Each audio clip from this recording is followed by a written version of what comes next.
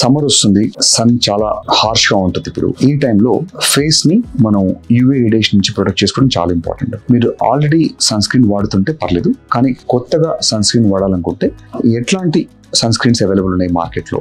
Usual గా మనకు 2 రకాలుగా డివైడ్ చేస్తాం దీన్ని. ఫిజికల్ సన్ స్క్రీన్ అంటారు, తర్వాత కెమికల్ సన్ స్క్రీన్ అంటారు. ఫిజికల్ సన్ స్క్రీన్ అనేది ముందు మీరు క్రికెట్ మ్యాచెస్ చూస్తే, టెన్నిస్ ప్లేయర్స్ చూస్తే వాళ్ళు ఫేస్ కి రాసుకుంటారు.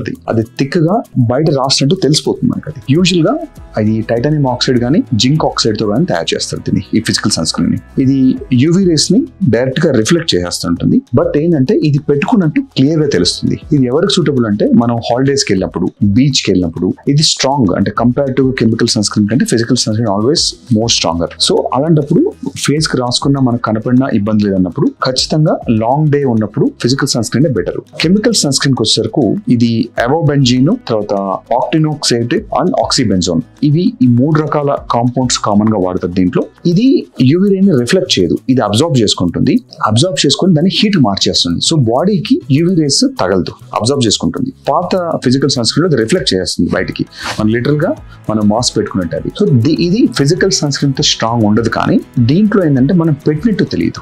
డే టు డే యూజెస్ కి, అంటే మనం రోజు వర్క్ వెళ్ళినప్పుడు కానీ ఇలాంటి వాటిలో మనకి కెమికల్ సన్ స్క్రీన్స్ అనేది చాలా యూస్ఫుల్ గా ఉంటాయి. బట్ మనకు బయట సన్ స్క్రీన్ పెట్టినట్టు తెలియకూడదు. సో దానికి మాత్రం కెమికల్ సన్ స్క్రీన్స్ అనేది సూటబుల్.